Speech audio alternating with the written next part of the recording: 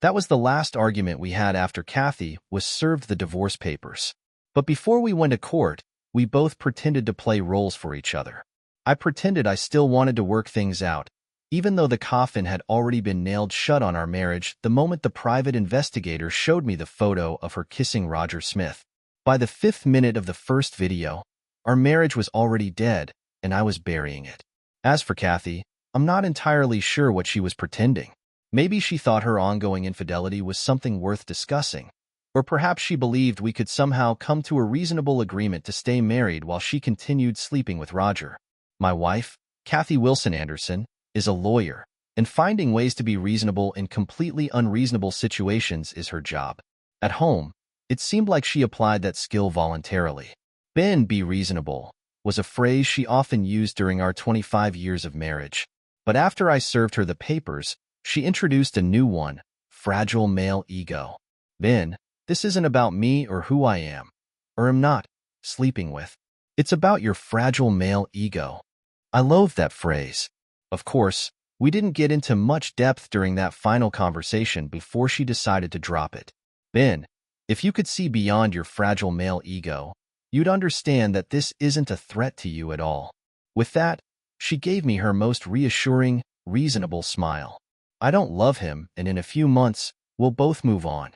You and I can still ride off into the sunset together." I have to give Cathy some credit. She was bold.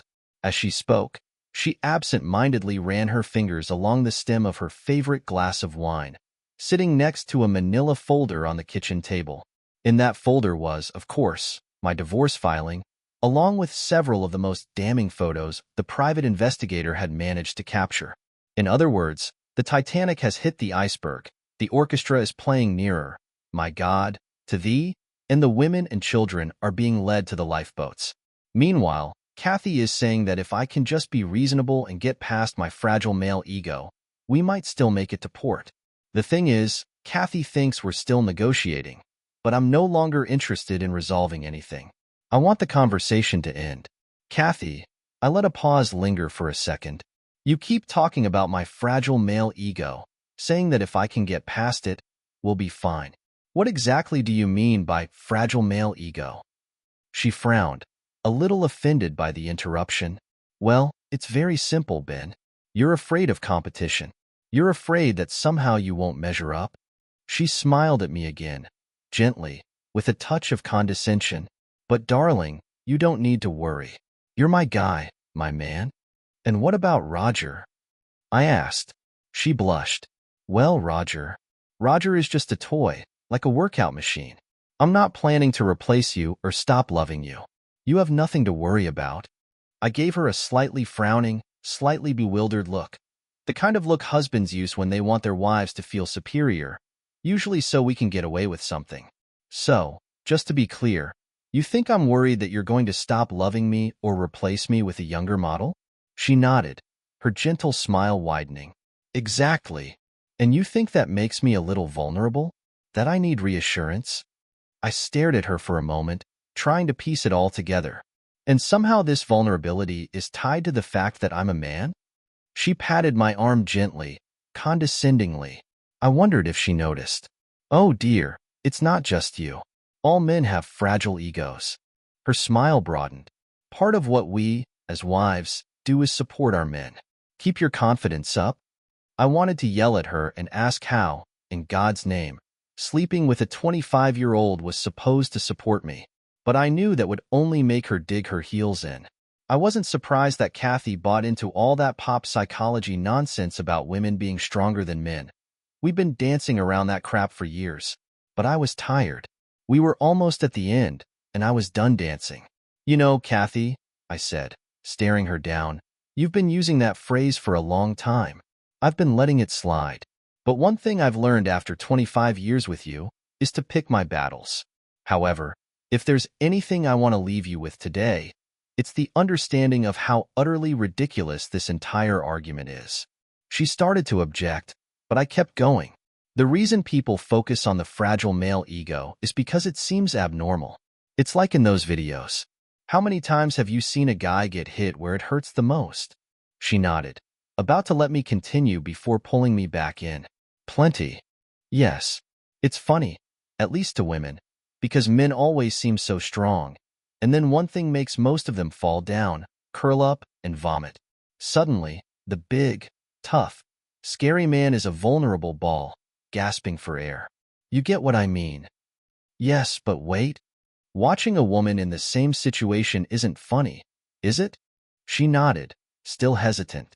No, but why not? If one person doubling over in pain is funny, why not the other? Because that's violence. A man hitting a woman is violence, and a woman hitting a man isn't. She hesitated, but then nodded.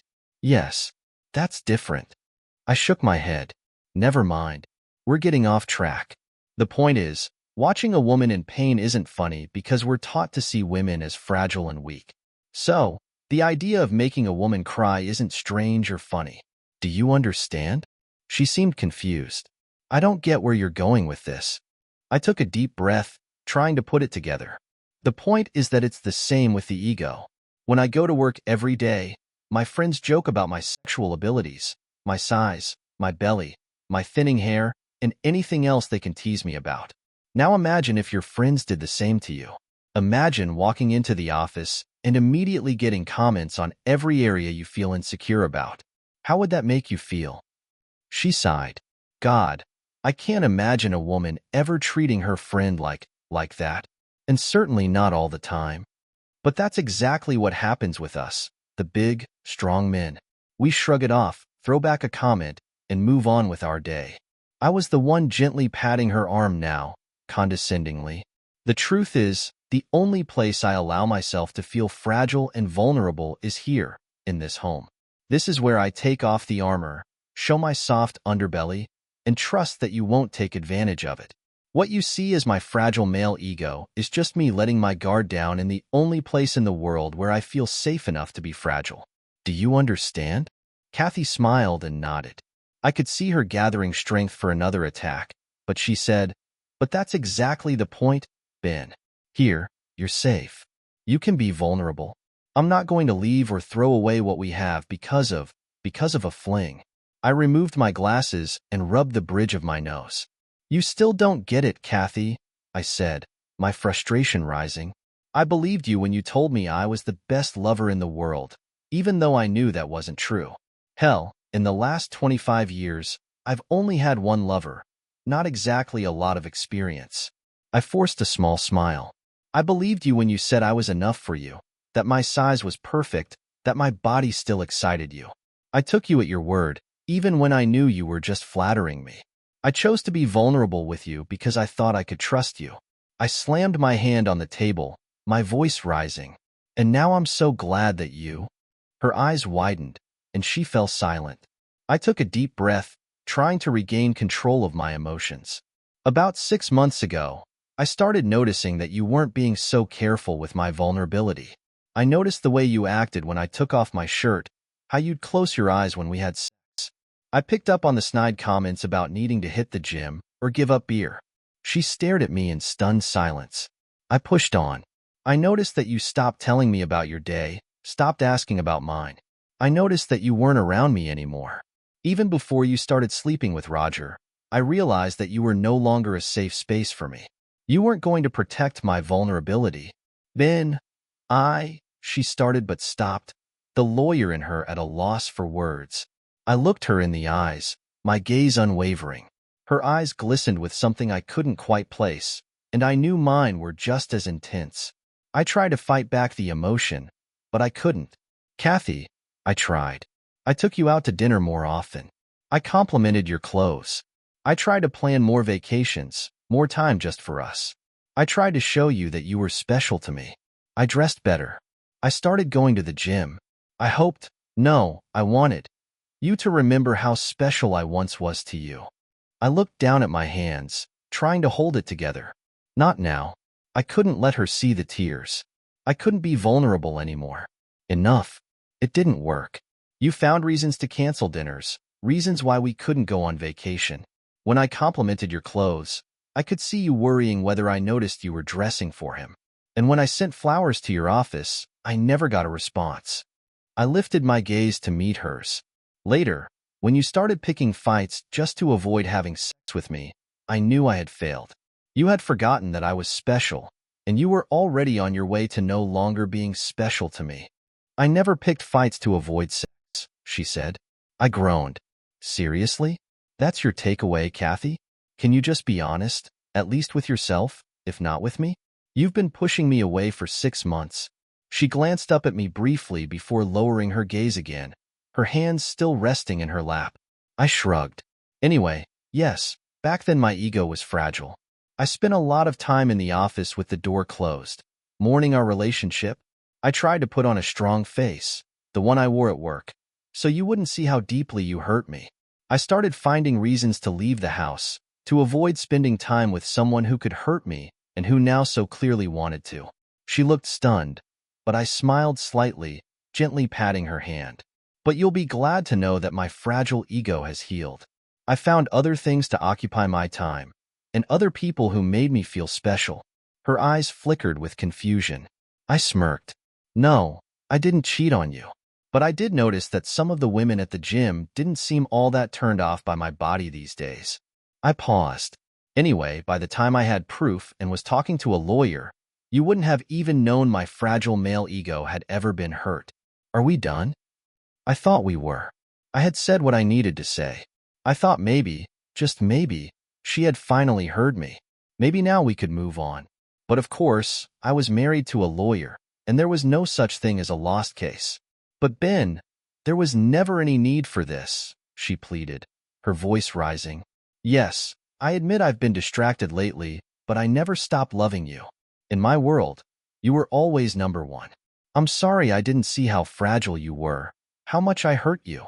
She kept talking, weaving beautiful pictures with her words, but I wasn't listening. That word again, fragile. She still didn't get it, and I realized she probably never would. I wasn't trying to be nice anymore. Cathy, stop, I snapped, my anger slipping through despite my attempts to control it. I took a long, slow breath and exhaled, trying to regain my composure. You still don't get it, do you? You still think this is all about my fragility, my fragile male ego, right? Honey, there's nothing shameful about it. All men, all people, we all have fragile egos, and we trust those we care about to protect them. She nodded. Well, yes, of course. But men are especially fragile. I leaned in as if about to share a secret, trying to keep the sarcasm at bay despite how she was pushing me. Cathy, I've spent most of the last 25 years trying to figure out how to be honest with you without hurting your ego. When you'd ask me if that lipstick suited you, or if that dress made you look fat, I had to find an answer that wouldn't hurt your feelings, but also wouldn't let you leave the house looking like a clown or an overstuffed sausage. Her face turned red, her eyes wide with shock. She wasn't used to this kind of honesty. I found myself almost amused. Cathy, when I say things like, honey, I'm not sure that lipstick goes with that blouse, or, could you change? I'm not comfortable with our neighbors drooling over your chest all night. I was giving you an out. I pretended I wasn't sure of my words, or that my fragile male ego was at risk. And do you know why I did that? She shook her head. Because I didn't want to put your ego at risk, I said, my voice flat. That's nonsense, Cathy fumed. I can remember several times when you were pretty clear about something not looking good. I smirked. Oh, I admit I messed up from time to time. I think we both remember what happened when I commented on your eyeshadow looking like that of an adulteress, or when I said, yes, that dress does make your butt look big. Those big, hurt eyes. The cold, thanks for your honesty. And a week or two of freezing temperatures in the bedroom. I shook my head. I quickly realized that honesty is definitely overrated when it comes to giving my wife my opinion. So you've been lying to me for 25 years? Cathy's voice was sharp, like she was about to explode. I sighed, ready to wrap this up. Let's just say I gave you a selective and carefully edited version of the truth. I told you that you were the most beautiful woman in the world, that your trips to the gym took a decade off your age. I gave you extravagant compliments, just like the ones you gave me, to show you how I see you and to boost your fragile ego. Ego? My ego isn't fragile, Cathy said. I replied, you have a fat ass. Her expression was one of shock, as if I had just punched her in the chest. I smiled, continuing, you have stretch marks. Your breasts have sagged. Your hair roots are graying, and your teeth are yellowing. Those expensive creams you buy can't hide the wrinkles on your face or your double chin. Darling, it's time to think about aging gracefully because fighting it isn't working anymore. She gasped, her eyes wide, and I could see the blows had hit their mark. Cathy, I said, my tone cold. Remember the feeling you're experiencing right now? Think about it.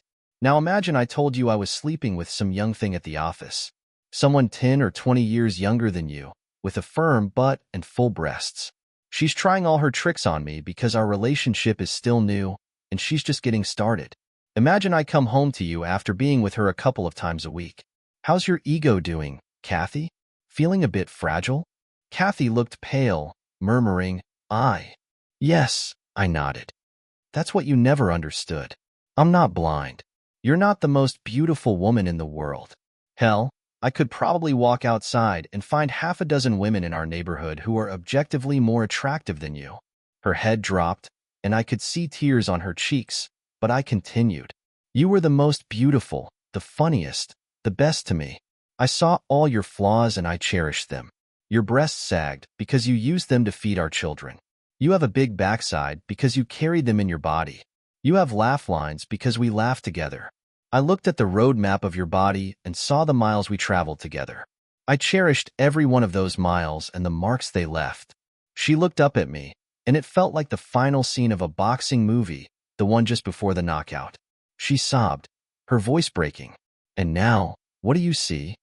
Lord, I thought, she's practically asking for it.